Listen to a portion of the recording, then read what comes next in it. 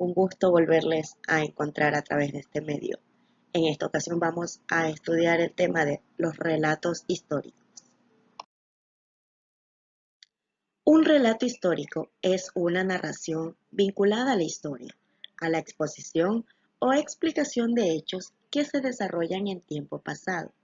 No obstante, a diferencia de los textos que aparecen en los libros de historias, estos relatos, además de mencionar nombres y fechas, incluyen pensamientos o palabras del protagonista y diálogos entre los personajes. A veces, en el relato histórico, simplemente se narran unos hechos con un lenguaje sencillo.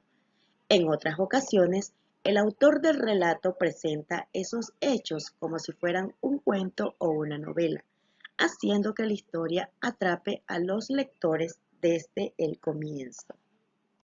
Para la presentación de un hecho histórico, podemos recurrir a tres formas. Una de las primeras formas es el orden cronológico. Aquí los sucesos se muestran cuando haya ocurrido en el tiempo, es decir, lo que pasó primero y luego lo que sucedió después. Orden lógico.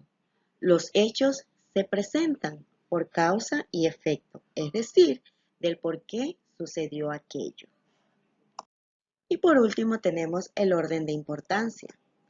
Aquí primero los hechos se muestran los más sobresalientes y después los menos importantes. Es importante que el relato histórico tenga características indispensables. Una de esas características son los personajes o protagonistas. Aquí estos pueden ser unos o varios, pero los necesarios para contar la parte de la historia que se quiere comunicar son personas de las cuales gira la narración y le darán contenido. El escritor o narrador debe de enfocarse en cuál es el mensaje o la parte de la historia que se quiere transmitir. El espacio requiere de una gran investigación para conocer en detalle el lugar donde se desarrollaron los acontecimientos y poder reproducirlos de la forma más fiel posible. El tiempo. No se trata solo de saber en qué se desarrolló el hecho a relatar, sino que es necesaria una investigación exhaustiva de la época en la que se desenvolverá la historia para hacerla creíble. Es muy importante que dentro de las características el relato histórico tenga las motivaciones, además de ubicar al lector o espectador en el espacio y tiempos precisos. También es necesario explicar los antecedentes, marcos y razones de fundamentos del por qué se llegó a ese momento histórico en ese lugar y con ese personaje, siendo preciso en la forma de narrar. Los nudos, pues toda historia debe de tener nudos, que es ese momento o varios en los cuales las situaciones se complican o los momentos a cumplir se alejan. El desenlace. Todo nudo tiene un desenlace, un punto final.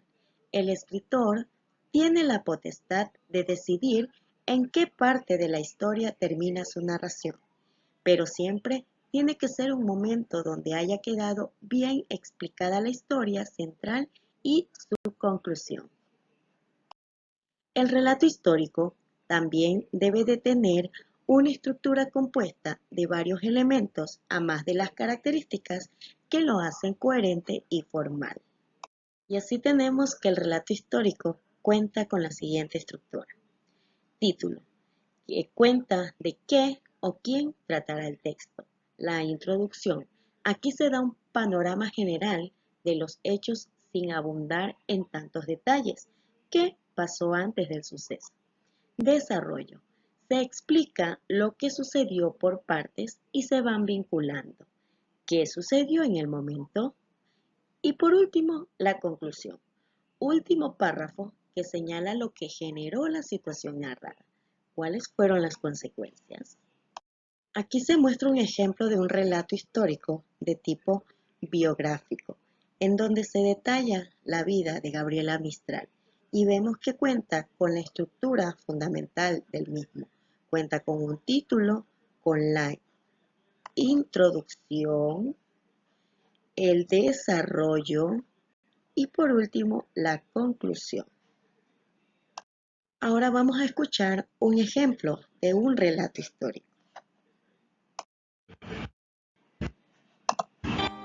Hoy vamos a conocer cómo se llevó a cabo el descubrimiento de América. Hoy vamos a conocer cómo se llevó a cabo el descubrimiento de América.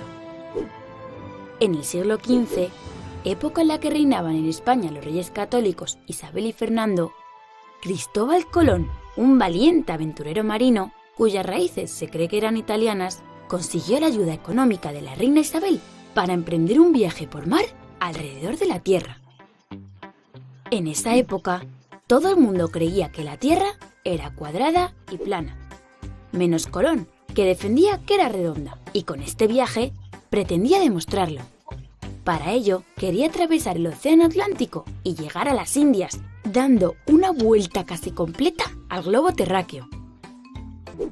El 3 de agosto de 1492 partió con 3 barcos y 90 hombres rumbo a lo desconocido, desde Palos, un pequeño puerto de España. Por cierto, los 3 barcos se llamaban La Niña, La Pinta y la Santa María. Primero fueron a las Islas Canarias, donde arreglaron y llenaron los barcos de víveres, es decir, alimentos y agua. Y de ahí continuaron su aventura. Pasaron días y días, semanas y semanas, navegando sin ver tierra. Y después de casi un mes de travesía, con una tripulación desesperada y cansada, que ya había intentado amotinarse en más de una ocasión, un marinero llamado Rodrigo de Triana gritó: ¡Tierra a la vista! A partir de ese momento, el mundo cambió. Habían llegado a la isla Guananí, que estaba habitada por pacíficos indígenas y a la que tiempo después bautizaron como San Salvador. Tras su regreso a España, Cristóbal Colón organizó 3 viajes más a América, donde descubrió otras tierras desconocidas, como Puerto Rico, Venezuela, Honduras, Panamá, y donde propició un intercambio de productos y animales. De América llevó a Europa alimentos desconocidos, como la patata, el tomate o el chocolate. Y de Europa llevó a América animales que no existían allí, como las gallinas o los caballos. En 1506, el almirante Cristóbal Colón murió convencido de que había encontrado una nueva ruta para llegar a Asia y que había demostrado que la Tierra era redonda, pero nunca supo ni imaginó que había descubierto un nuevo continente. En homenaje a la gran hazaña de Cristóbal Colón, un país de Sudamérica fue bautizado con su nombre. ¿Sabéis cuál es? Pues claro, Colombia. Pero seguro que os estáis preguntando por qué se llamó América a este nuevo continente. Pues fue en honor a Americo Vespuccio, un navegante italiano que fue el primero en darse cuenta de que las... Y con esta hermosa historia, que se convierte en un relato histórico, nos vamos a despedir para encontrarnos en la siguiente clase. Chao, mis niños.